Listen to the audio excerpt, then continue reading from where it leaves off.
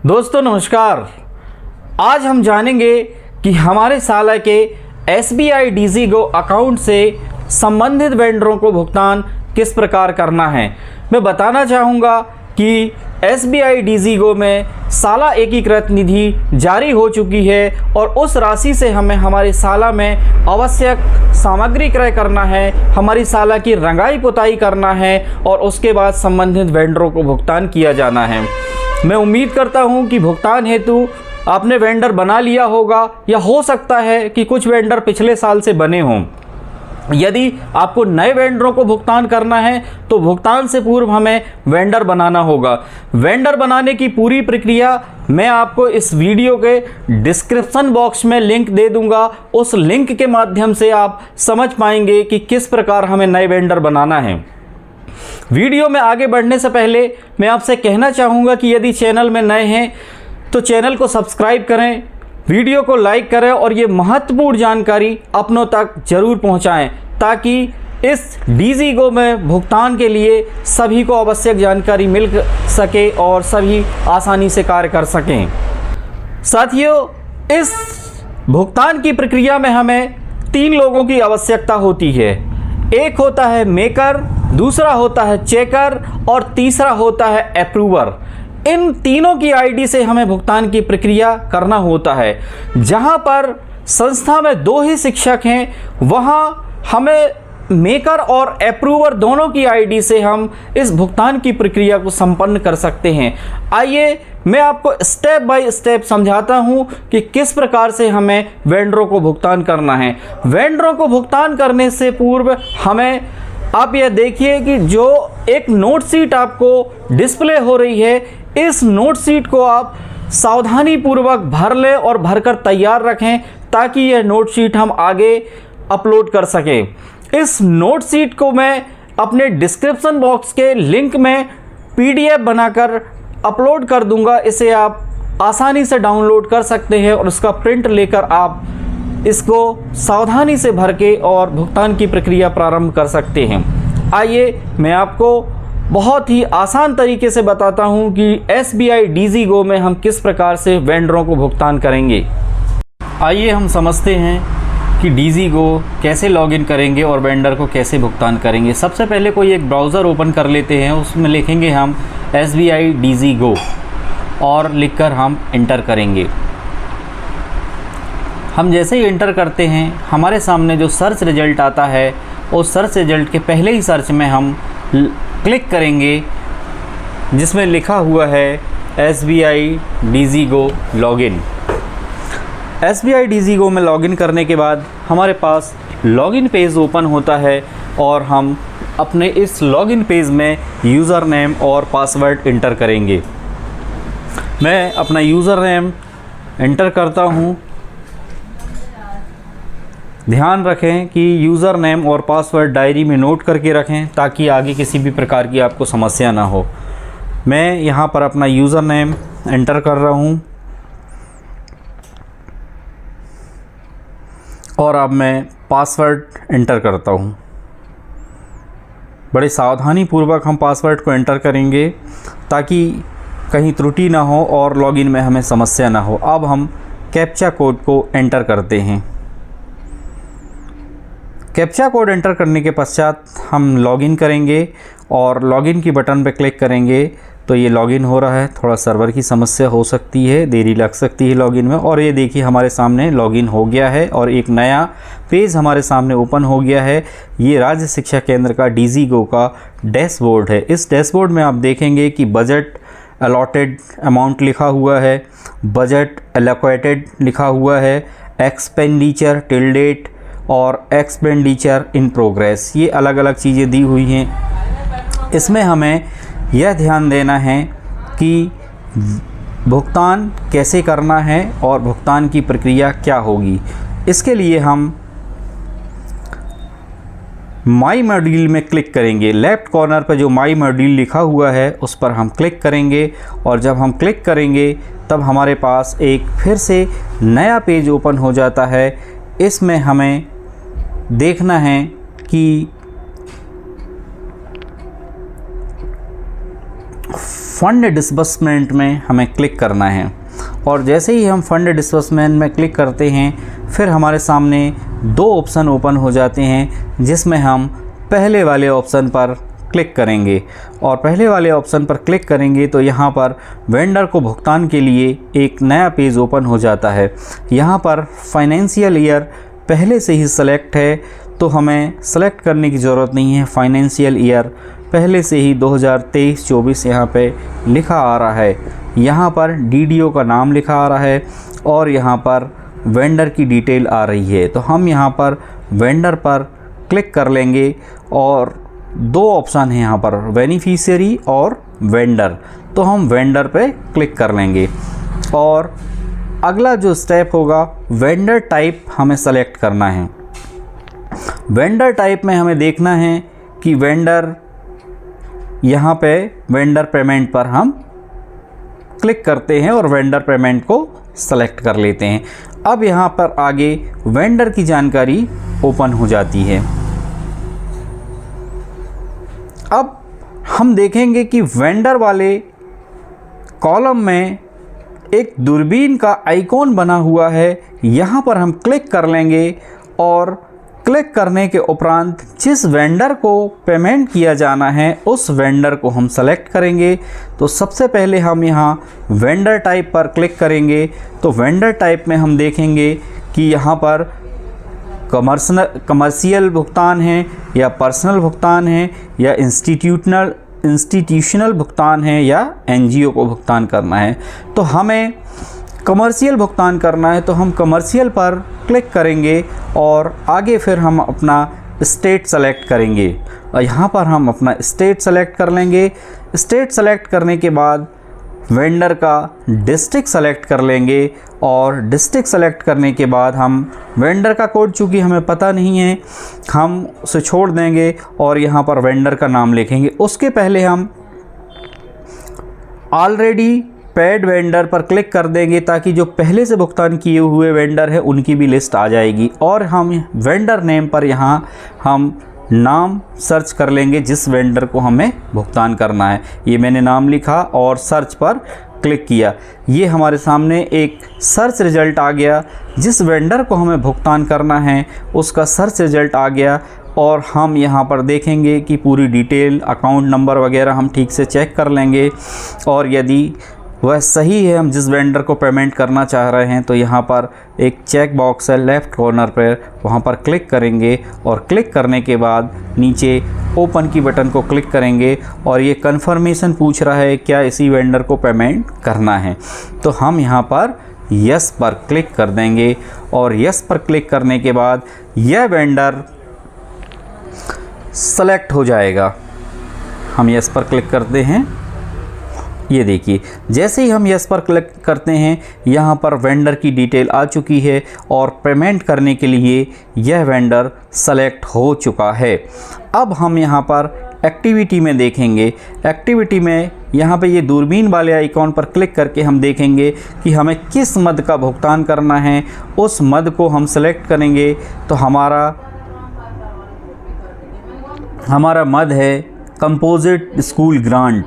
तो हम composite school grant पर क्लिक कर लेंगे और उसका हम मद सेलेक्ट कर लेंगे। यहाँ कुछ मिस्टेक हुई है, हम फिर से एक बार चेक करते हैं। हम फिर से कंपोजिट स्कूल ग्रांट पर क्लिक करते हैं और जो एक विंडो और खुली हुई है उस पर क्लिक करेंगे हम स्कूल ग्रांट और यहाँ पर हम ओके कर देंगे। उसको सेलेक्ट कर लेंगे हम और ओके कर लेंगे। यहाँ से हमारा मद सेलेक्ट हो गया। अब आगे हमें कुछ नहीं भरना है। यहाँ पर पहले से बजट जो दिख रहा है 10,000 अवेलेबल है वो दिख रहा है, हमें नहीं भरना है।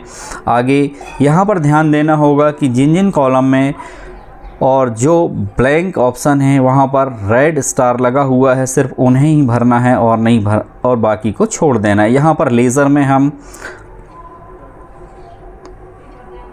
लेज़र सेलेक्ट कर लेंगे। साथ ही हम यहाँ पर अटैच फाइल जो नीले कलर में दिखाई दे रहा है, अटैच फाइल में हम क्लिक कर लेंगे।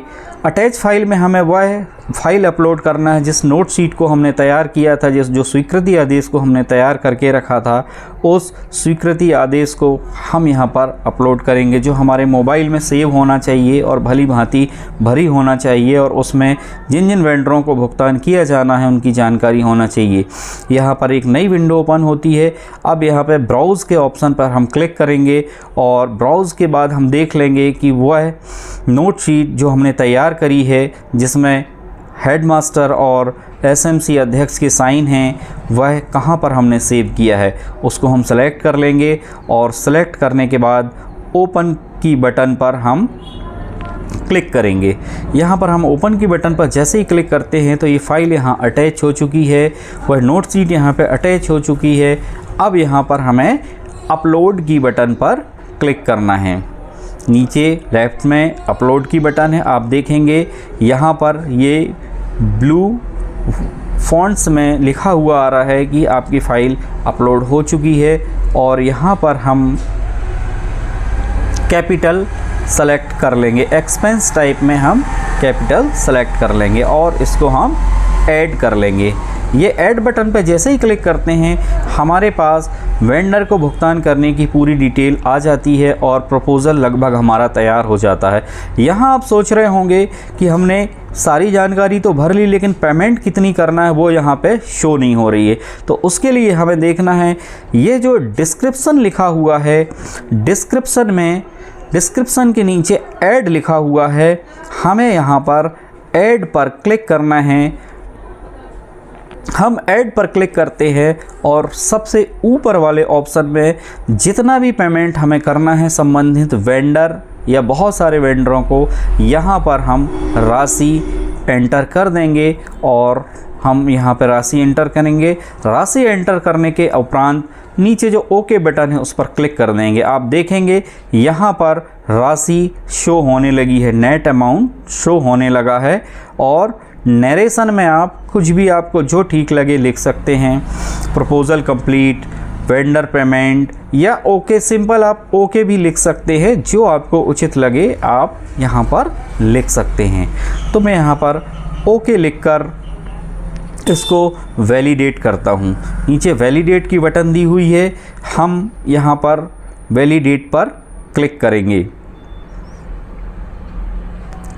प्रोसेसिंग में थोड़ा समय लग रहा है। अब हम वैलिडेट पर क्लिक करेंगे और जैसे ही वैलिडेट पर क्लिक करते हैं तो राइट साइड में एक सबमिट की बटन ओपन हो गई है।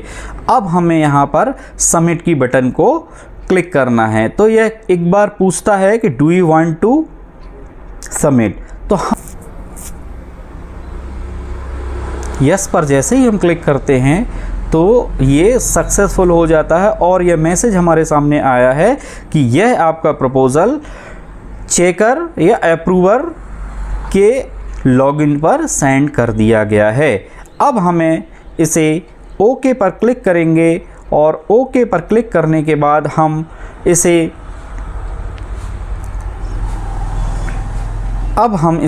लॉग आउट करेंगे, क्योंकि यह प्रपोज़ल चेकर या अप्रूवर की आईडी में जा चुका है। इसे हम लॉग आउट कर देते हैं और लॉग आउट करने के उपरांत हम फिर से चेकर या अप्रूवर, जहां 2 शिक्षक हैं वहां चेकर और अप्रूवर एक ही होता है, और जहां 3 शिक्षक हैं वहां मेकर, चेकर, अप्रूवर अलग अलग होते हैं। तो हमारे मामले में 2 ही शिक्षक हैं, तो एक मेकर है और एक अप्रूवर है। तो हम अब अप्रूवर की आईडी से लॉगिन करते हैं। हम अपना यूज़र नेम यहाँ पर एंटर करते हैं और इसके बाद हम अपना पासवर्ड एंटर करते हैं।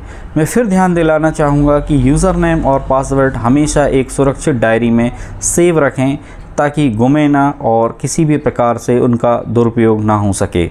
अब हम यहाँ पर कैप्चा कोड एंटर कर देते हैं।